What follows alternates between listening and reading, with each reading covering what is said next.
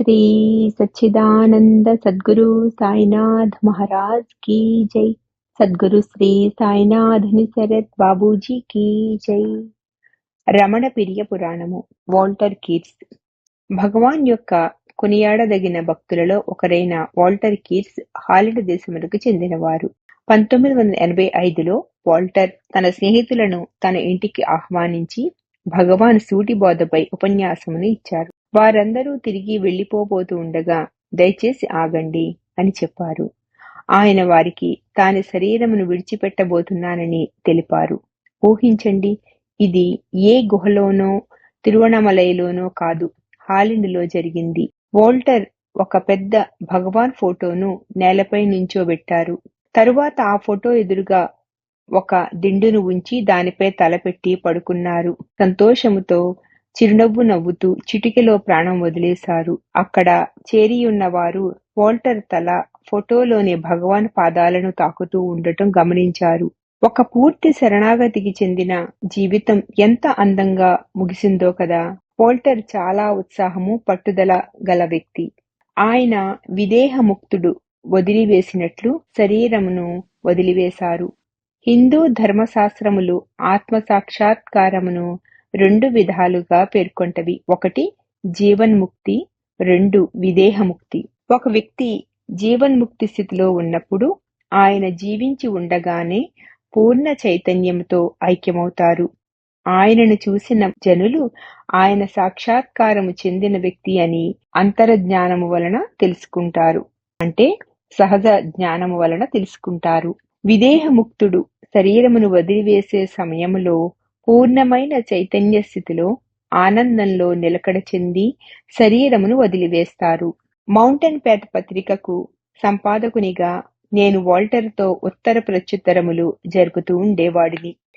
1970లో పత్రిక సంపాదకులైన Arthur Osborne చనిపోయిన తరువాత విద్యావేత్తలైన మిగిలిన భక్తులు దాని సంపాదకత్వమును నిర్వహించుచుండగా నేను సంచికలకు కావలసిన వ్యాసములను సంపాదించే పోగు చేసే బాధ్యతను తీసుకున్నాను. ఆ విధంగా వాల్టర్తో నా అనుబంధము వృద్ధి చెందింది. ఆయన చక్కగా సమయానికి వ్యాసమును అందిస్తూ నాకు సహకరించేవారు. ప్రతి వ్యాసము పూర్ణ చైతన్యములో మునిగియున్న ఆయన స్వానుభవముతోనూ ప్రత్యేకమైన వ్యక్తిగత అనుభవముతో నిండి ఉండేది. వాల్టర్ కీట్స్ గురించి మనకు తెలిసిన విషయములన్నీ ఆయన వ్రాసిన వ్యాసముల ద్వారా తెలిసినవే. వాటిని చక్కగా సంగ్రహపరిచి సరిదిద్దిన డేవిడ్ గాడ్మన్ కు మనము రుణపడి ఉన్నాము. భగవాన్ చెప్పే దాని ప్రకారము దైవము, ఆత్మ, గురువు ఒకే అర్థము కలవి, ఒకరినే సూచిస్తవి. అంటే ఈశ్వరో గురురాత్మేతి. ఈశ్వరుడు లేక ఆత్మ ఒక పాత్రను ఎంపిక చేసుకుని దానిని దివ్య జ్ఞానముతో నింపుతారు. అది భక్తుని బాల్యము నుండే జరుగుతుంది. ఆ విషయమును మీరు ఇంతకు ముందు అధ్యాయములలో గమనించి ఉండవచ్చును. అక్కడ చెప్పబడిన వారందరూ కూడా ఏదో ఒక విధముగా సత్యము పట్ల లేదా దైవము పట్ల ఆకర్షితులై శరీరమును, మనస్సును అధిగమించిన అనుభవము కలిగిన వారే. ఆత్మచేత ఎంపిక చేయబడిన వారిలో వాల్టర్ కీట్స్ ఒకరిని నిశ్చయముగా చెప్పవచ్చును. వాల్టర్ కీట్స్ హాలండ్లోని ఒక మతాధికారుల కుటుంబానికి చెందినవారు. వారు ఎంతో భక్తిపరులైన క్రైస్తవులు. అటువంటి కుటుంబములు చాలా అరుదుగా ఉంటవి. వాల్టర్ స్వయంగా చెప్పారు. 5 ఏళ్ల ప్రాయంలో వాల్టర్కు ఒక విశేషమైన అనుభవం కలిగింది. పెద్ద అయిన తరువాత అది ఆధ్యాత్మిక అనుభవమని ఆయన గుర్తించారు. వారి కుటుంబ మిత్రులొకరు వారి ఇంటికి వచ్చి వారితో సంభాషిస్తున్నారు. చిన్నపిల్లవాడు కనుక వాల్టర్ ఆ సంభాషణలో ఆసక్తి చూపలేదు. కాని ఆ మాటలలో బ్రిటిష్ ఇండియా అనే మాటలు వినగానే ఆయన చెవులు నిక్కబొడుచుకున్నవి. అందులో ఏదో నిగూఢమైన విషయం ఉందని గుర్తించారు కనుక ఆయన చెప్పలేని ఆనందంతో నిండిపోయారు. ఆయనకు ఆ పదముల అర్థము తెలియకపోయినప్పటికీ అది ఒక రకమైన ఆధ్యాత్మిక అనుభవమే. ఆయన 5 ఏళ్ల వయసులో ఉన్నప్పుడు బయట మైదానంలో ఇసుక దిబ్బలలో ఆడుకుంటున్నారు. ఆయన గులాబీ రంగు పూలతోనూ గుండ్రని నూగుతో నిండిన బంతుల వంటి వానితోనూ నిండియున్న ముళ్లపొదను చూశారు. అకస్మాత్తుగా ఆ ముళ్లపొద, ఆ పువ్వులు, ఆఖరికి తన శరీరము, అన్ని వస్తువులు అంతర్ధానమైపోయి అంతటా వెలుగుతో నిండిపోయింది. తన చుట్టూ ఉన్న ప్రతిదీ కూడా ఉజ్వల కాంతి ప్రకాశంగానే ఉన్నది. వేదాంతపరమైన కుటుంబమునకు చెందినప్పటికీ కుటుంబంలోని ఎవ్వరినీ ఆ బిడ్డ ఆ సంఘటనకు అర్థము అడగలేకపోయారు. 21 సంవత్సరముల వయస్సు వచ్చే వరకు అవి ఆధ్యాత్మిక అనుభవములని వాల్టర్కు తెలియదు. ఒకరోజు ఆయన ఒక వయస్సులో పెద్ద వారైన వ్యక్తి ప్రక్కన ఒక బెంచీ మీద కూర్చుని ఉన్నారు. ఆయన ఏదో పుస్తకము చదువుతున్నారు. అకస్మాత్తుగా ఏ కారణము లేకుండగానే ఆయన ఒక పేరాను బిగ్గరగా చదివారు. వాల్టర్ ఆ మాటలు అర్థంపై శ్రద్ధ ఉంచలేదు కాని తిరిగి ప్రతి వస్తువు కాంతిలో కలిసిపోయి మొత్తం ఉజ్వల కాంతితో నిండిపోయి ఆయనకు 5 సంవత్సరముల వయసులో జరిగినట్లుగానే జరిగింది. హిందూ శాస్త్రములలో ప్రపంచమును, దేశకాలములను అధిగమించే స్థితిని నిర్వికల్ప సమాధి అంటారు. వాల్టర్ 21 సంవత్సరాల వయసు వచ్చేసరికి ఈ అనుభవమును 3 సార్లు పొందారు. ఈసారి ఆయన ధైర్యం చేసి తన కుటుంబ సభ్యులను అడిగారు. వాటిని వివరించమని కోరారు. ఆయన వారితో ఈ విధమైన అనుభవములు నాకు తరచుగా కలుగుతున్నవని చెప్పారు. వారి కుటుంబ సభ్యులు ఇవి అన్ని అసాధారణమైన వింత అనుభవాలు, వాటిని ఏమాత్రమూ పట్టించుకొనవద్దు అని చెప్పారు. తాను ఎంతో నిజాయితీతో, ఆసక్తితో ప్రశ్నించినప్పుడు వారి వద్ద నుండి లభించిన ప్రతిస్పందన చూసి వాల్టర్ నిరాశ చెందారు. తరువాత తన స్నేహితులను అడిగారు. వారెవరూ వాటిని అర్థం చేసుకోలేకపోయారు. పైపెచ్చు ఆ అనుభవములను విశ్లేషించి తెలుసుకోవాలని ఆయనకున్న జిజ్ఞాస వారికి లేకపోయింది. ఆయన ఇంకా వీటిని గురించి తెలుసుకోవాలని అనేక గ్రంథాలను చదవనారంభించారు. ఏ పుస్తకంలో కూడా ఆయనకు తగు సమాధానం లభించలేదు. ఆ అనుభవాలలో ఏదో సత్యము ఉన్నదని ఆయనకు గట్టిగా అనిపించసాగింది. ఒకని యొక్క ఉనికికి, ఒకని శరీరం యొక్క ఉనికికి అది మూలము అని ఆయనకు అనిపించింది. అదే మూలమునకు ఆధారభూతమై ఉన్నదని, దాని మీదనే ఉనికి అంతా, ఈ విశ్వము దానిలో నిండి ఉన్నవని కూడా నిలిచి ఉన్నవని ఆయన అర్థం చేసుకున్నారు. ఆ శక్తే మౌనము యొక్క కాంతి. వాటి వివరణ కొరకు ఆయన చేసిన ప్రయత్నములు ఫలించలేదు. ఆయన అంతర్వాణి ఆయనకు బహుశా నీకు సహాయపడగల గురువును నీవు వెతుక కొనవలసి ఉన్నది అని మెల్లగా చెప్పింది. ఆయనలో ఈ అంతర ప్రబోధం జరిగినప్పుడే ఆయన గురువు కూడా చురుకైన పాత్రను పోషించడం ప్రారంభించారు. ఈ భావన కలిగిన కొద్ది రోజుల్లోనే ఒక పెద్దావిడ ఆయన ఇంటికొచ్చి ఆయనకు చదువుకొనుటకు 2 పుస్తకాలు ఇచ్చారు. ఆమె, వాల్టర్, ఈ పుస్తకాలను చదువు అన్నారు. వాల్టర్ అదివరకే అనేక పుస్తకాలు చదివి తగు సమాధానాలు దొరకక నిరాశ చెంది ఉన్నారు. కానీ ఆ మహిళపై గల గౌరవము కొద్దీ ఆయన ఆ పుస్తకాలను తీసుకున్నారు. ఒకటి స్వామి వివేకానంద యొక్క జ్ఞానయోగము, రెండవది పాల్ బ్రంటన్ రాసిన సీక్రెట్ పాత్ అంటే రహస్య మార్గము. మొదటి పుస్తకం చదవగానే ఆయన తన్మయత్వంలో మునిగిపోయారు. ఎందుకంటే మొదటిసారిగా ఆయన ఆధ్యాత్మిక అనుభవంలోని సత్యము ధృవీకరింపబడినది. హిందూ సన్యాసిచే అది వ్రాయబడినప్పటికీ ఆయన గొప్ప ఉత్సాహముతో ఆ పుస్తకము చదవటంలో మునిగిపోయారు. ఆ పుస్తకము ఆయన అనుభవము ఆధ్యాత్మిక సంబంధమైనదేనని తెలుపుటయే కాక ధృవపరిచినది. అది ఆయన బంధువులు గాని మిత్రులు గాని చెయ్యలేకపోయారు. నిజమైన ఆధ్యాత్మిక సాధకులకు బాల్యము నుండియే ఇటువంటి ఆధ్యాత్మిక జిజ్ఞాస ఉండటం అనునది సర్వసామాన్యమైన విషయమని ఆ గ్రంథము విశదపరిచింది. దానిలోని గొప్ప విశేషమేమిటనంటే ఈనాటికి కూడా మహాత్ములు, మహర్షుల, మహనీయుల సాంప్రదాయము భారతదేశంలో కొనసాగుతున్నదని వివేకానందులు నిశ్చయంగా తెలుపుటయే. వాల్టర్, నా గురువు భారతదేశంలోనే ఉన్నారని నాకు తెలుసును. నేను ఇంకా ఇతర ప్రదేశములేవీ వెతకనక్కరలేదు అని భావించారు. అంతులేని ఈ విజయోత్సాహముతో ఆయన 2వ పుస్తకము చదవటం ప్రారంభించారు. అందులో ఆయనకు భగవాన్ ఫోటో కనిపించింది. మొదటి కొద్ది పేజీలు చదవగానే ఆయనకు భగవాన్ తన గురువు, సద్గురువు అని తెలిసింది. ఆయన ఆ భగవాన్ ఫోటోను తీసి తనకు కనిపించే చోట పెట్టుకుని తాను చేస్తున్న అనేక రకములైన ధ్యాన సాధనలకు ఆ పటము ఎదురుగా కూర్చుని చేసేవారు. ఆ ఫోటో నుండి అనుగ్రహము, శక్తి ప్రసారితమవుతున్నట్లు ఆయన అనుభూతి చెందేవారు. మానవ శరీరంలో ఛాతీలో కుడివైపున ఆధ్యాత్మిక కేంద్రము లేక ఆధ్యాత్మిక హృదయము ఉన్నదని, సాధకులు దానిపై దృష్టి కేంద్రీకరించవలనని ఆ పుస్తకంలో వ్రాయబడింది. వోల్టర్ ఆ ప్రకారముగానే సాధన చేసి మంచి ఆధ్యాత్మిక తరంగములను అందుకుని రమణ మహర్షి తన సద్గురువని దృఢపరుచుకున్నారు. కాని ఆయనకు ఒక విషయంలో ఆదుర్దాగా ఉండేది. ఆ పుస్తకము చాలా సంవత్సరముల కిందట వ్రాయబడినది. తన సద్గురువు ఇంకా సశరీరులుగా ఉన్నారో లేదో అనే సంభ్రంతో ఆయన ఉన్నారు. అదొక్కటే ఆయనకున్న కోరిక. భగవానును భౌతికంగా దర్శించాలి. ఆయన హృదయ కేంద్రంపై దృష్టిని ఏకాగ్రపరిచి ధ్యానించినప్పుడు ఆ భగవాన్ ఫోటో ఏదో నిగూఢమైన విధంగా నేనిక్కడ ఉన్నాను, మీరు నా వద్దకు వస్తారు, దిగులు చెందవద్దు అని హామీ ఇచ్చినట్లు, ధైర్యం కలిగించినట్లు అనిపించింది. అనేక కారణాల వల్ల వోల్టర్ వెంటనే వెళ్ళలేకపోయారు. రెండవ ప్రపంచ యుద్ధము, జర్మనీ ఆక్రమణ, ఆయన వద్ద ధనం లేకుండుట మొదలైన వాటి వలన వెళ్ళలేకపోయారు. 1950 ప్రారంభంలో మాత్రమే ఆయన భారతదేశమునకు బయలుదేరగలిగారు. భారత భూభాగంపై అడుగు పెట్టగానే అరుణాచలమునకు ప్రయాణమయ్యారు. రోడా మెక్లవర్ ఆయనకు ఆతిథ్యమిచ్చారు.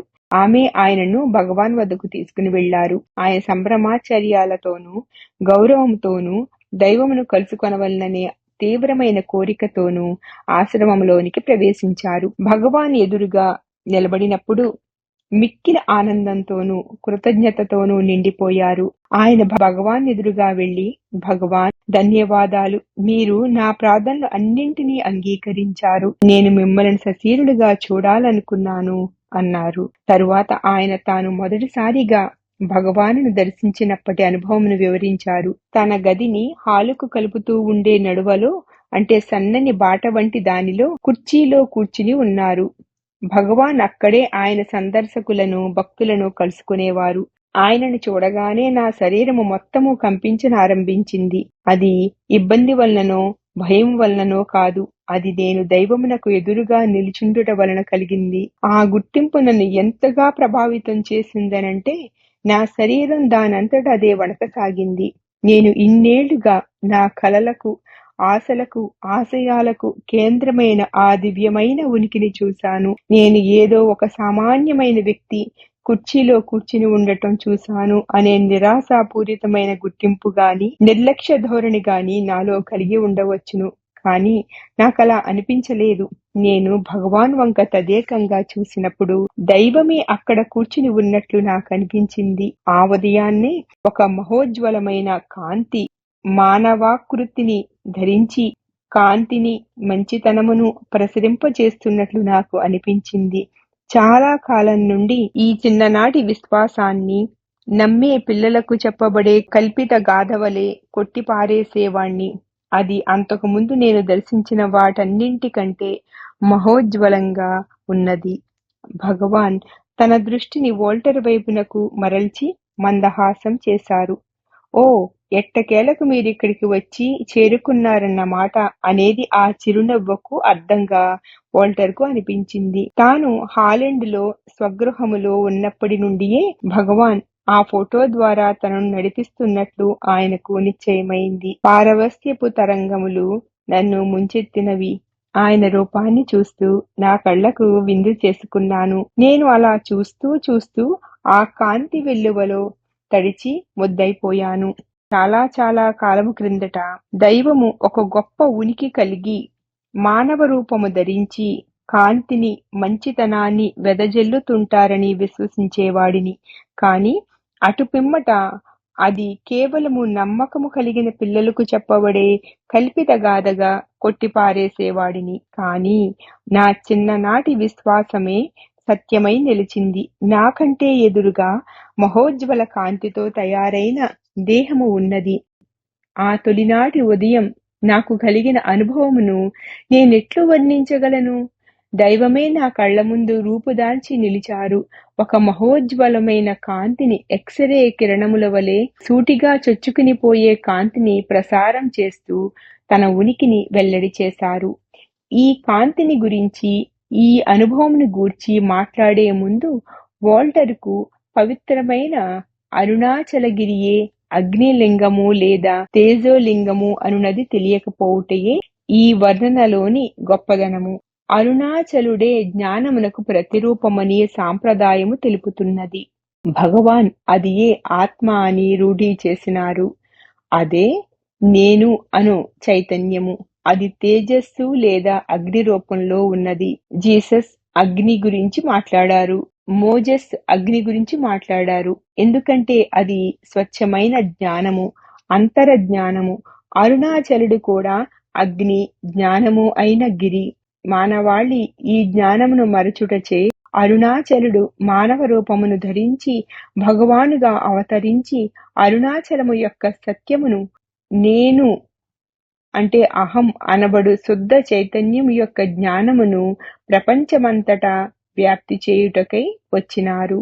ఈ జ్ఞానమనడి అగ్నిని వ్యాప్తి చెందించుటలో తాను కూడా ఒక దూతనై సాయపడతానని అప్పటిలో వోల్టర్కు తెలియదు.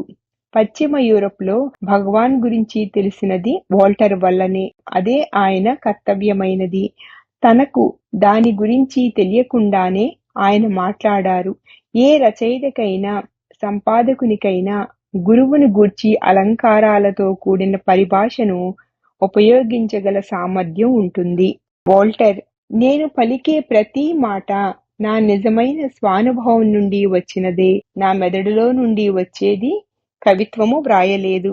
అంటే ఇది తెలివితేటలను ఉపయోగించి వ్రాసిన కవిత్వం కాదు. స్వానుభవము నుండి తనకు తానుగా వెలువడినదే. కేవలము వోల్టర్ మాత్రమే ఇటువంటి మాటలు వ్రాయగలరు. తాను దైవ సన్నిధిలో ఉన్నానని సంపూర్ణంగా తెలుసుకునే వోల్టర్ భగవాన్ సన్నిధిలో ఉన్నారు. ఆ మొదటి కొద్ది రోజులలో నేను ఇన్నాళ్లుగా తెలుసుకొనగోరినవన్నీ నెరవేరినవి. నిజానికి అంతకంటే ఎక్కువే. నా సాధనా కాలంలో సంవత్సరాలుగా నాకు స్పష్టమైన కాంతివంతమైన క్షణములు ఉన్నవి కాని వాటిలో ఏదీ కూడా నన్ను కళ్ళు మిరుమిట్లు గొలిపే ఈ మహోజ్వల కాంతిలోని ఒక చిన్న భాగంతోనైనా కూడా అనుబంధం కలిగి ఉండుటకు అవకాశం పొందడానికి నన్ను సిద్ధం చేయలేదు. అటువంటి అనుభవము సాధ్యమేనని నా ఊహకు కూడా ఏనాడూ తట్టలేదు. భగవాన్ సన్నిధిలోని ప్రకాశవంతమైన శక్తి ప్రయత్నరహితంగా నా మనసులోనూ శరీరంలోనూ వ్యాపిస్తూ ఉండేది. ఆయన అనుగ్రహము నా మనస్సును నిశ్చలమగునట్లు చేసి నా హృదయమును నింపి ఈ భౌతిక ప్రపంచము హద్దులను అధిగమించి అనంత దూర తీరములకు నన్ను తీసుకుని వెళ్ళింది. ఆయన తేజోవంతమైన సన్నిధిలో నేను ఈ శరీరమును కాదు, అహంకారమును కాదు, అంటే వ్యక్తిత్వమును కాదు అని స్పష్టమగుటయే కాక అటువంటి విభజన యొక్క అవసరమే లేకుండా పోయింది. భగవాన్ నుండి వెలువడే కాంతి నన్ను పూర్తిగా నింపివైచి నాలోని చీకటిని ఒక దెబ్బతో పారద్రోలింది. కొన్ని వారాల పాటు ఆయన భగవాన్ సన్నిధిలో కూర్చుని ఈ పారవస్య తరంగములను అనుభవిస్తూ ఉండేవారు. కాని ఆయన తన కుటీరమునకు తిరిగి వెళ్ళగానే అవి తగ్గిపోతూ ఉండేవి, అంటే కనుమరుగయ్యేవి. నేను భగవానును ఈ ప్రకాశము లేదా పారవస్యము నాలో శాశ్వతంగా నిలిచిపోవాలని అడిగి తీరాలి. భగవాన్ ఈ అనుభవము హెచ్చుట తగ్గుటలను లేదా ఉండుట లేకుండుట అనువానిని స్వయముగా తొలగించి ఈ ప్రకాశమును స్థిరపడేలా చెయ్యాలి అని వోల్టర్ దృఢంగా అనుకున్నారు. కావున ఒకరోజు ఆయన భగవానును కొంత దూరంలో కానీ ఆయనను చూడగలిగే విధంగా కూర్చున్నారు. ఆయన ఈ ఆలోచనలనే అస్త్రాలను భగవాన్పై వేయసాగారు. భగవాన్ మీ ప్రకాశము మీ సన్నిధిలో మాత్రమే నాకు లభ్యమై మీ సన్నిధి వేడగానే తొలగిపోతే దాని వలన ప్రయోజనమేమిటి నాకు చెప్పండి. భగవాన్ అంత తేలికగా ఈ అధికారపూర్వకంగా కోరే కోర్కెలకు సందు ఇవ్వరు, లొంగిపోరు. వోల్టర్ మాటల యుద్ధం కాక హృదయముల మధ్యనే యుద్ధం జరిపారు. వోల్టర్ తన చిన్నతనము నుండియే కలిగియున్న తీవ్రమైన పట్టుదలతో కూడిన దీక్షతో పోరాడారు. అంటే వోల్టర్ నుండి దీనిని మనం నేర్చుకోవాలి. పట్టుదల అనేది మనకు ఉండి తీరాలి. ఆ అనుభవం కేవలం కొద్ది రోజులు లభించితే సరిపోదు. కొంతసేపటి తరువాత భగవాన్ నెమ్మదిగా తన దృష్టిని వోల్టర్ వైపుకు తిప్పి చిరునవ్వు నవ్వారు. మీకు ఏమి కావాలి అని అర్థం వచ్చేటట్లు. వోల్టర్కు కళ్ళనీళ్ల పర్యంతమైంది. ఎందుకనంటే ఆయన కోరిక సవ్యమైనది, నిజాయితీతో కూడుకున్నది కనుక. కొంచెం సేపటి తరువాత భగవాన్ మరలా ఆయన వైపు చూచి తన దృష్టిని ఏకాగ్రపరచి తన ఆశీస్సులను, తన అనుగ్రహమును ఎంత శక్తివంతంగా ప్రసరింపచేశారనంటే అవి వెళ్ళి సూటిగా వోల్టర్ హృదయాన్ని తాకింది. స్పృశించినవి. వోల్టర్, నీ ముక్కు మీదున్న కళ్లద్దాల కోసం ఊరంతా వెతుకుతున్నావు అన్నట్లుగా అతని వైపు చూశారు భగవాన్. ఈ అనుభవంతో ఆయన మిక్కిలి ఆనందించి తెరలుగా పారవస్యాన్ని అనుభవించారు. ఈ శాశ్వత తత్వము అనేది ఎప్పటికీ బాహ్యము నుండి పొందబడేది కాదు. బాహ్యమునకు చెందినది ఏదైనా సరే అశాశ్వతమైనదే. అది వస్తూ పోతూ ఉంటుంది. నీవు వెతికే శాశ్వతమైనది నీలో ఉన్నది. నీ గురువైన భగవాన్ చెప్పినట్లు రోజువారీ అనుభవం వంటివైన కళ్లద్దములను ముక్కుపై ఉంచుకుని చుట్టూతా వెతుకునటువంటిది నీవు చేయుచున్న పని అని వోల్టర్ భావించారు. అంటే భావించుకున్నారు. ఆ సమాధానము తన అంతర గురువు నుండి వచ్చినట్లు ఆయనకు అనిపించింది. కానీ భగవాన్ కూడా ఆయన వైపు నిశితంగా చూస్తూ ఉన్నారు. అప్పుడు వోల్టర్ ఈ విధంగా భావించారు. అకస్మాత్తుగా భగవాన్ నేత్రములు నాపై కాంతిని, అగ్నిని ప్రసరింపచేశాయి. ఆయన దృష్టి అంటే దృక్కుల్లోని తీవ్రమైన విస్ఫోటనమును నేను మరే విధంగానూ వర్ణించలేను. ఆయన శక్తివంతమైన చూపు సూటిగా నాలోనికి చొచ్చుకుని వెళ్లి నేను ఆయన కంటే వేరుగా ఉనికి కలిగి ఉన్నాననే భావనను కలిగించేవి ఏవైతే నాలో ఉన్నవో వాటినన్నింటినీ కాల్చివేయసాగింది. నా ఛాతీలో కుడివైపున ఉన్న హృదయ కేంద్రము వేడెక్కుట ప్రారంభించినట్లు నాకనిపించింది. ఆయన నన్ను తదేకంగా చూస్తున్న కొలది నా హృదయ కేంద్రము ఇంకా వేడెక్కుతూ ఒక అగ్నిగోళము మండుతూ నాలో ఉన్నట్లు నాకనిపించేటట్లు చేసింది. భగవాన్ అత్యంత శక్తివంతమైన ఆధ్యాత్మిక విద్యుత్ శక్తితో దానిలో శక్తిని నింపుతున్నారా అని నాకు అనిపించింది. ఎందుకంటే ఆయన నా వైపు చూస్తున్న కొలది నా హృదయ కేంద్రము ఒక విద్యుత్ ఉత్పాదక యంత్రముగాను, అది శక్తి వెలుగుల యొక్క రవ్వలను వెదజల్లుతున్నట్లు సుస్పష్టమైన అనుభూతి నాలో కలిగింది. ఏదో అత్యంత శక్తివంతమైన విద్యుత్ పరికరము అకస్మాత్తుగా నా ఛాతీలోనికి ప్రవేశపెట్టబడి అక్కడ అమర్చబడినట్లుగా అనిపించింది. నేను తిన్నగా కదలిక లేకుండా కూర్చున్నాను. నా కన్నులు ఆయన కన్నులకు అంటుకుని పోయాయి. నా ఉనికి యొక్క కేంద్రములోనికి ఆయన వెలిగే కన్నుల నుండి అగ్ని ప్రవహించింది. ఈ ప్రసారము ఎంత కాలము జరిగినదో నేను చెప్పలేను. ఆ అనుభవం చాలా అందంగా ఉన్నది. నేను దేని కొరకు వచ్చానో దానిని పొందాను. లోపలను వెలుపలను సంపూర్ణమైన పరిణామము అంటే మార్పు సంభవించింది. ఒక్క మాట కూడా మాట్లాడవలసిన అవసరం లేకుండా ఇదంతా సంభవించింది. మౌనము ద్వారా సంభవించిన ఆ పరిపూర్ణత ఏ మాటల చేతనైనా ఇవ్వబడగలిగిన వివరణ కంటే అత్యంత సూటిగా స్పష్టంగా ఉన్నది. నాకు ఎంతవరకు అప్పటికి యోగ్యత ఉన్నదో లేదా నేను ఎంతవరకు ఆయన అనుగ్రహమును పొందుటకు సిద్ధంగా ఉన్నానో అంతవరకు నన్ను తీసుకుని వెళ్లారు. భగవాన్ చేత నాలోనికి నింపబడిన అంటే చొప్పించబడిన అనుగ్రహము దాని పనిని అది దానికి తగిన సమయంలో తగినట్లుగా చేసుకుని పోతుందని నాకు అనిపించింది. నేను వెళ్లిపోయే ముందు వీడ్కోలు బహుమతిని ఆయన నుండి అందుకున్నాను. అంతకంటే విలువైన దేనిని నేను ఆయనను కోరగలిగి ఉండేవాడిని కాను. భగవాన్ శరీరమును వదిలివేయబోతున్నారని తెలిసి కూడా వోల్టర్ తన దేశమునకు తిరిగి వెళ్లిపోయారు. భగవాన్ ఆ భౌతిక శరీరం కాదు అని ఆయన తెలుసుకున్నారు కనుక ఆయన ఇక్కడ ఉండలేదు.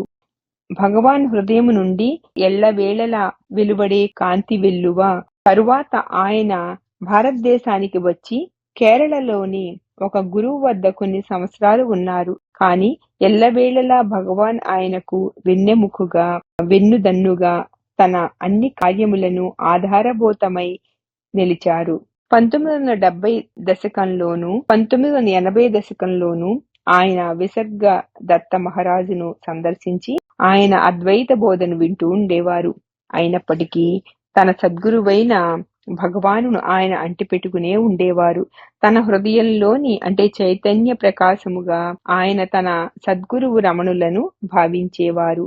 ఆయన యూరప్లో విస్తృతంగా పర్యటించి అనేక ఉపన్యాసాలు ఇచ్చారు. ఆయన ఎన్నో ఆధ్యాత్మిక పత్రికలకు ప్రచురణకర్తగాను సంపాదకుడుగాను ఉండి ఆధ్యాత్మికత యొక్క ఆచరణ అనే పార్శ్వమును తెలియచెప్పారు, చూపారు. బాహ్య కార్యకలాపములేవీ కూడా హృదయములోనికి మునిగి ఆత్మనిష్ఠులై మన సహజ స్థితిలో ఉండుటకు అవరోధములు కావనే సత్యానికి ఆయన గొప్ప ఉదాహరణగా నిలిచారు. అటువంటి చక్కని భక్తునితో ఉత్తర ప్రత్యుత్తరములు జరుపట అనునది నాకు లభించిన భాగ్యము. నేను ఒకప్పుడు ఆయనను, వాల్టర్, భగవాన్ అంటే మీకు ఏమనిపిస్తుంది అని అడిగాను. ఆయన ఇలా వ్రాసారు: భగవాన్ అంటే నాకేమని అనిపిస్తుంది? నన్ను నేనే ఆ ప్రశ్న వేసుకుంటున్నాను. ఆయనను నేను ఏ విధంగా భావించాను, ఇప్పటికీ ఏ విధంగా భావిస్తున్నాను? ఈ ప్రశ్నకు సంగ్రహమైన సమాధానం ఇవ్వటము కష్టము అని నాకు అనిపిస్తున్నది. సరే, ఇదే సరిగ్గా అది. ఆ సత్యమే రమణ మహర్షి రూపంలో ఉన్న శుద్ధ చైతన్యము. రమణ మహర్షి అప్పుడు ఇప్పుడు కూడా ఊహకు అతీతులు, ఊహకు అందని వారు, అందుకనే వర్ణనాతీతులు. భగవాన్ నేను చూసినటువంటి బలహీనమైన వృద్ధాప్యంలో మరణమునకు సమీపంలో నుండి సోపాలో దిండుకు చేరబడి ఉన్న నా చేత దర్శింపబడిన శరీరము కాదు, కాని ఊహాతీతమైన వారు. ఆయన ఏమాత్రము అహంకారము లేని శుద్ధ చైతన్య ప్రకాశము. మరి ఆ శరీరము మనమెంతగా దాని ఆకారమును ప్రేమించినప్పటికీ అది ఆయన స్వస్వరూప తేజమును అంటే ప్రకాశమును పరివర్తన చెందించే ఒక మెరిసే వజ్రము వంటిదే కేవలము. నేను మొదట అక్కడికి వచ్చినప్పుడు ఇదంతా అర్థం చేసుకొనలేదు.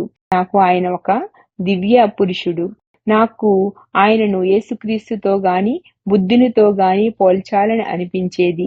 కానీ యేసుక్రీస్తు గాని బుద్ధుడు కాని నేను పెరిగిన వాతావరణంలోని విశ్వాసముల ఆధారముగా, నేను వినిన కథల ఆధారంగా, తరువాత నేను చదివిన గ్రంథముల ఆధారంగా నాలో ఏర్పరుచుకున్న ఊహాచిత్రములు మాత్రమే. కానీ రమణ మహర్షి నేను మొదటిసారి చూసినప్పటి నుండి ఒక ఊహాచిత్రము ఎంత మాత్రమూ కాదు.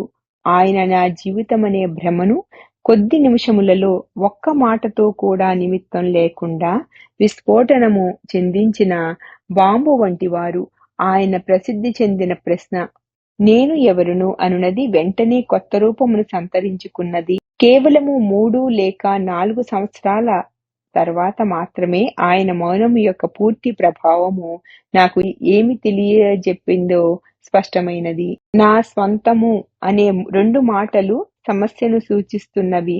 భగవాన్ ఎప్పుడూ ఎవరికి తాను ఒక వ్యక్తిగా ఉండి ఆత్మ సాక్షాత్కారమును చెందగలను అనే నమ్మికకు ఆస్కారము ఇవ్వలేదు.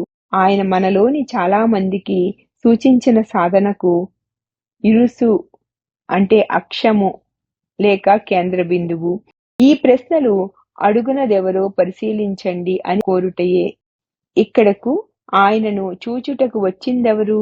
సాక్షాత్కారము పొందవలనని కోరుకుంటున్నది ఎవరు? ఈ విషయమును పరిశీలించమని ఆయన చెప్పేవారు. చివరకు మనోమూలమునకు చేరుటయే దాని ఆంతర్యము. ఒకప్పుడు భగవాన్ ఎవరినో మీరు సాక్షాత్కారము పొందలేదని మీకెలా తెలుసును అని ప్రశ్నించారు. ఆ వ్యక్తి నేను సాక్షాత్కారమును పొందలేదు అని అన్నప్పుడు భగవాన్ ఈ విషయం ఎదురు ప్రశ్నలు వేశారు. దాని గురించి ఆలోచించితే ఆ ప్రశ్న ఒక భూకంపము వంటిదని నీకు తెలుస్తుంది. నిజానికి ఎవరు అలా అంటారు?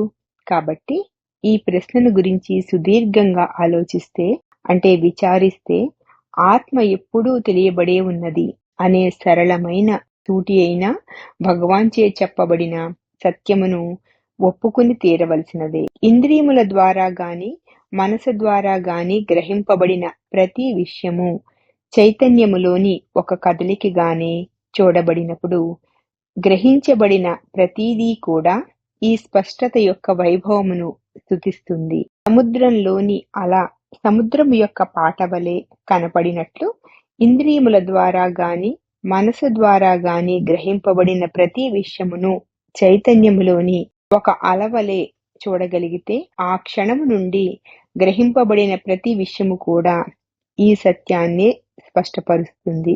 సముద్రంలోని ఏ అల అయినా సముద్రము పాడే పాటలాగే అనిపించినట్లు నా జీవితంలోని అనేక సందర్భాలలో సరైన వ్యక్తిని, సత్యమునకు ప్రతిరూపమైన వారిని సరియైన సమయంలో కలవగలగటం నా అదృష్టం. ఇప్పుడు నేను అర్థం చేసుకోగలిగినదంతా కూడా నేను వారిని అట్లా కలవటం వలననే అని. అలా వారిని నేను కలుసుకున్నందువలననే నేను ఇదంతా అర్థం చేసుకొనగలుగుతున్నాను. నేను దానినంతటినీ ఎటువంటి రుసుము చెల్లించకుండానే పొందాను. నేనెప్పుడు ₹1 కూడా అంటే పెన్నీ చెల్లించవలసి రాలేదు. నిజమైన ప్రామాణికమైన బోధ ఎప్పుడూ ఉచితంగానే లభ్యమవుతుంది. కానీ దానికి నీవు వేరే మూల్యమును చెల్లించుకోవాలి. అదేమిటనంటే నీ వ్యక్తిత్వమును సమర్పించుకొనుటయే. నీవు దేనినైతే భావించుకున్నావో దానినంతటినీ వదిలివేయటానికి నీవు సిద్ధంగా ఉండాలి. భగవాన్ నాకు ఎప్పుడూ ఏమీ ఇవ్వలేదు. నేను నన్ను ఒక పేదవానిగా భావించుకుని ఆయన సాయము కోరి వచ్చినప్పుడు ఆయన నేనొక కోటీశ్వరుని కంటే ధనికుడనని, అన్ని జీవుల ఉనికికి ఆధారమునని విశదపరిచారు.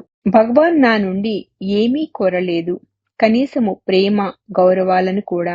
కేవలము ఆయన సన్నిధియే నాలో ప్రేమ, గౌరవము అని మాటలతో వర్ణింపలేని దానికి దారి తీసింది. అది లోతైన భావములు అన్నింటికంటే ఇంకా లోతుకు వెళ్ళింది. నేను ఆయనను కలుసుకొనుట అనున్నది ఏ మాత్రము ఇచ్చి పుచ్చుకునే వ్యవహారంగా జరగలేదు.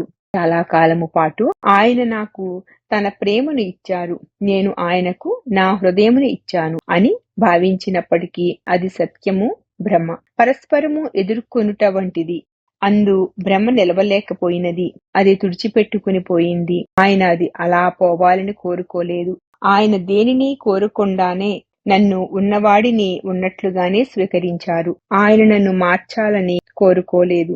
ఆయన నన్ను ఒక కాంతి సాగరంలా, కాంతి సుడిగుండము వలె చూశారు.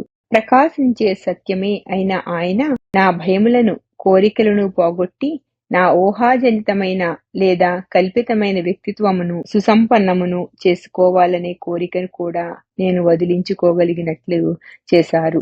భగవాన్ తానేదో అదిగానే అప్పుడు ఉండినారు, తానేదో అదిగానే ఇప్పుడు ఉన్నారు. అందుకనే నేను ఇప్పుడు నిశ్చయంగా చెప్పగలను, నేను ఏదో అదే నేను. అంటే నేను, నేనైన నేను. వాల్టర్ ఈ విధంగా చెప్పారు: నేను మొదటిసారి భగవాన్ వద్దకు వచ్చినప్పుడు నేనొక ఆధ్యాత్మిక సాధకుడిని అనుకున్నాను. ఎందుకంటే నేను సంవత్సరముల తరబడి గ్రంథ పఠనము, అభ్యాసము, ధ్యానములలో గడిపాను కనుక. నేను ఆధ్యాత్మికత అనుకుంటున్నది కేవలము నా మనస్సుచే సృష్టించబడిన, అంటే కల్పితమైనటువంటి, వాస్తవము కానటువంటి సమస్యలను నా మనసే గొప్ప న్యాయవర్తనము కలదాని వలె, అంటే తాను కల్పించిన ఆ సమస్యలకు పరిష్కారాలు వెదుకుట అని భగవాను చూపు నాకు తెలియపరిచింది. భగవానును కలుసుకొనక పూర్వమే నేను ఆత్మ విచారణ జరిపాను. కానీ దానిని నేను నా మనస్సుతో సంఘర్షణ పడుతున్నట్లుగా, యుద్ధము చేస్తున్నట్లుగా చేసేవాడిని. భగవాన్ నేను ఈ విధమైన అభ్యాసము చేయుటను నిరుత్సాహపరచలేదు. కానీ కరుణాపూరితమైన కొన్నిసార్లు ఆశ్చర్యముతో కూడిన ఆయన చూపు నాకు ఈ విధంగా చెప్పేది: ఎందులకు మిమ్ములను మీరు అనేక సమస్యలు, ప్రశ్నలు ఉన్న వ్యక్తిగా భావిస్తారు? ఆయన ఎప్పుడూ నా ప్రయత్నములను నిరోధించుట గాని విమర్శించుట గాని చేయనప్పటికీ ఆయన సన్నిధానములో ఏదో శక్తి నా దృక్పథాన్ని పూర్తిగా మార్చివేసింది. పరిశుభ్రపరిచేటటువంటి ఆయన చూపు నా యొక్క అభిప్రాయాలను అన్నింటినీ కబళించి వేయగా ఆయన ఆశ్చర్యంగా నాతో ఇలా అంటున్నట్లుగా నాకు స్పష్టంగా అనిపించింది: మీకొక అహంకారము ఉన్నదని, అంటే వ్యక్తిత్వము ఉన్నదని, దానికేదో విలువ ఉన్నదనే తప్పుడు అభిప్రాయము మీకెలా కలిగినది? వ్యక్తిత్వము లేదా అహంకారము అనున్నది కేవలము మూర్ఖత్వము, ఊహాజనితమైన భావము అయి ఉండగా మీరు దానిని గురించి ఆనందిస్తూ విలువైన ప్రశ్నలు, సమస్యలతో దానిని పోషిస్తూ దానిని బలోపేతము చేస్తున్నారు. మీ మనసులోని ఒక భాగము సమస్యను సృష్టిస్తూ వేరొక భాగము దానికి తరుణోపాయమును అన్వేషిస్తూ ఉంటవి. ఇప్పటి వరకు మీ జీవితము యావత్తూ ఉనికే లేని వ్యక్తిత్వాన్ని నమ్మి గడిచిపోయింది. ఇటువంటి మూర్ఖపు అభిప్రాయాలను కలిగి ఉన్నందుకు ఆయన నన్ను కరుకుగా విమర్శించలేదు. సున్నితంగా, ప్రేమగా ఈ సమస్యల అన్నింటినీ నాకుగా నేనే సృష్టించుకుని ఎలా నెత్తికెత్తుకున్నానో కళ్లకు కట్టినట్లు చూపారు. తరువాత ప్రేమతో కూడిన దయను ప్రసారము చేస్తూ సత్యాన్ని, ఎక్కడైతే ఇటువంటి అజ్ఞానపు ఆలోచనల ఉత్పత్తికి జ్ఞానము లేదో ఆ సంతోష నిలయమైన స్థానమును చూపించారు. ఈ విధానము నన్ను విస్మయములోనూ పూర్తి ఆశ్చర్యములోనూ ముంచివేసింది. నేను భగవాన్ వద్దకు ఒక పర్వతమును అధిరోహిద్దామని వచ్చాను. అందులకు సాయపడమని నేను చేసిన ప్రార్థనలను విన్న తరువాత అసలు అక్కడ పర్వతమే లేదు అధిరోహించుటకు అని ఆయన నవ్వుతూ తెలియజేశారు. ఆయన సన్నిధి ఇన్నాళ్లు నేనెంత మూర్ఖత్వంతో నిండి ఉన్నానో నాకు తెలియపరిచింది. ఈ జగత్తు పట్ల నా దృక్పథమును ఆయన మాటల ద్వారా విమర్శించలేదు, ఖండించలేదు. ఆయన సరళముగాను ఎటువంటి విమర్శలను చేయకుండా ఆయన కాంతిని నాపై ప్రసరింపచేశారు. ఆ కాంతి నన్ను విమర్శించలేదు, నా అభిప్రాయములను ఖండించలేదు, నన్ను మార్చవలనని ప్రయత్నించనూ లేదు. అది ఎటువంటి షరతులను విధించినటువంటి శక్తి మరియు అనుగ్రహముల ప్రసారము. కేవలము ఈ కాంతి నన్ను సమీపించి నాతో అనుసంధానింపబడగానే నాలోని అజ్ఞానము అనే చీకటి నాకు విశదపరచబడింది. నేను ఒక దుఃఖముతో అంటే సమస్యలతో నిండి ఉన్న వ్యక్తినని, నేను కాంతిని అందుకోవలెనంటే చాలా కష్టపడి ప్రయత్నము చెయ్యవలెను అనే భావన నిలువజాలకపోయింది, తుడిచిపెట్టుకుని పోయింది. నేను కూడా కాంతినేనని గుర్తించాను. ఆ గుర్తింపుతో నాకు నా అజ్ఞానమును తొలగించుకొనుటకు నేను ఏమీ చెయ్యనవసరము లేదు అను విషయం అర్థమైంది. నేను చీకటితో నిండి ఉన్నానని, ఆ చీకటిని పారద్రోలి నన్ను వెలుగుతో నింపాలని భగవాన్ ఎన్నడూ భావించలేదు. ఆయన నన్ను ఎప్పుడూ కాంతిగానే చూశారు. నన్ను గురించి నేను ఆ విధంగా భావించకపోయినప్పటికీ కేవలము తన ప్రకాశవంతమైన సహజ స్థితిలో నిష్ఠులై ఉండి నేను కూడా కాంతినే అని ఆయన నన్ను నేను కాంతిగా అనుభవించేటట్లు చేశారు. ఆయన సన్నిధిలో నా వ్యక్తిత్వము పూర్తిగా అంతరించిపోయినదని నేను చెప్పను. దాని ప్రాముఖ్యత తగ్గిపోయింది అంతే. అది ఒక కాంతి సముద్రములోని కాంతితోనే తయారైన సుడిగుండంలాగా ఉన్నది. తనకు తానే ప్రాముఖ్యతను ఆపాదించుకుని ఇప్పటి వరకు నా జీవితాన్ని మొత్తాన్ని నడిపించిన నా వ్యక్తిత్వము అంటే అహంకారము, వ్యక్తిగత నేను, దానితో అదే ఘర్షణ పడసాగింది. ఈ జగత్తుతో కూడా ఘర్షణ పడసాగింది. అది తనను తాను సర్వజీవులకు ఆధారమైన చైతన్యముగా అంటే ఆత్మగా భావించుకున్నది. భగవాన్ మౌనము యొక్క ప్రభావము నాలో స్థిరపడి నా స్వంతమవడానికి అంటే ఈ పదము నా స్వంతము అనే దానిని వాడగలిగితే 3 లేక 4 సంవత్సరాలు పట్టింది. ఒక వ్యక్తిగా సత్యమును గ్రహించగలరని, గ్రహించవచ్చునని భగవాన్ ఎవరినీ ప్రోత్సాహపరచలేదు. వ్యక్తి అంతర్ధానమైపోయి అంటే వ్యక్తిత్వము అంతరించిపోయి సత్యము ప్రకాశిస్తుంది. లేదా వ్యక్తి నిలిచి వ్యక్తిత్వ భావనను వదులుకోకుండా సంకుచిత పరిధులలో చిక్కుకుని బాధలను అనుభవిస్తాడు. భగవాన్ ఆత్మ విచారణ ద్వారా ఎవరు సాక్షాత్కారమును పొందగోరుతున్నారు, ఎవరు సంతోషముతో గాని దుఃఖముతో గాని ఉన్నారు, ఎవరికి కోరికలు కలుగుతున్నవి, కోపముతో ఉన్నదెవరు అని పరిశీలించమని ప్రోత్సహించుతారు. దాని అర్థము ఏ వ్యక్తికి ఈ భావనలు కలుగుతున్నవో గ్రహించమని కాదు. అసలు వాస్తవమునకు అటువంటి వ్యక్తి అనేవారు లేనే లేరని తెలుసుకొనమని ఆయన అర్థము. ఆయన సన్నిధిని జ్ఞప్తిలో ఉంచుకుని భగవాన్ అంటే నా ఉద్దేశం ఏమిటి అని ప్రశ్నించుకుంటే నేను నిశ్చల తత్వమనే, మౌనమునే అని ఆయన స్పష్టంగా తెలియపరుస్తారు. ఆయన ఎటువంటి నిశ్చలత్వమో నేను కూడా అదే నిశ్చలత్వము. అన్నిటి అర్థము నిశ్చలతత్వమే, మౌనమే. ఈ నిశ్చల తత్వమును కనుగొనుటకు జనులు అనేక కార్యక్రమములు చేస్తారు. అవి తమకు ఆనందము నిస్తవని భావించుకుని ఈ సంపూర్ణమైన సమత్వ స్థితిని, ఈ అగాధమైన కాంతిని, సంతోషమునకే మూలమైన ఈ స్థానాన్ని, ఈ నిశ్చలత్వమును ఎక్కడైతే ఏ విధమైన కోరిక ఉండదో దాని కొరకు అందరూ ఆతృతతో ఉంటారు. ఆ నిశ్చలత్వములో అన్నిటి యొక్క అర్థమూ నేనేనని నేను కనుగొంటాను. తెరపై కదలాడే బొమ్మల వెనుక కదలని నిశ్శబ్దమును నేనే. అన్నీ ఒకే వస్తువును సూచించుతున్నవి. అన్నిటికీ ఆధారము నేనే. జీవితమనే చిత్రంలో దాని అంతటి అర్థమూ నేనే అని విశదపడిన తరువాత ఆ అర్థమే మారిపోతుంది. ప్రేమ ప్రేమ కొరకు అన్వేషించదు. అది దానిని సర్వత్రా గుర్తిస్తుంది. అత్యంత లోతులో నిగూఢంగా ఉన్న భావనే ప్రేమ అంటే. నిజానికి అది భావన కాదు, ఆలోచన కాదు. ప్రేమ తనను తాను అన్వేషించుకోవటాన్నే మానవుడు అంటాను నేను. ఈ ముక్త పురుషుడైన వోల్టర్ ఏ. కీట్స్ యొక్క గొప్పదనము ఏమిటనంటే, బాల్యము నుండియే ఆయన సత్యము కొరకు జీవించారు. దానికోసమే కష్టపడి ప్రయత్నించారు. ఆయన దాని కొరకు అన్వేషించినప్పుడు గురువు లభించారు.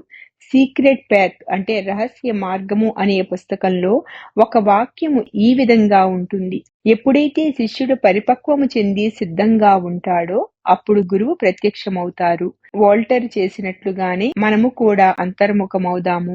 ప్రతి ఒక్కరి ఛాతీలో కుడివైపున చైతన్యము అంటే కాంతి, జ్యోతి ఉన్నది. మీ కనులు మూసుకుని అక్కడి ప్రకాశమును చూడండి. అదే ఆత్మ యొక్క ప్రకాశము అంటే అదే ఆత్మ నుండి వెలువడే కాంతి. శ్రీ సచ్చిదానంద సద్గురు సాయినాథ్ మహారాజ్ की जय.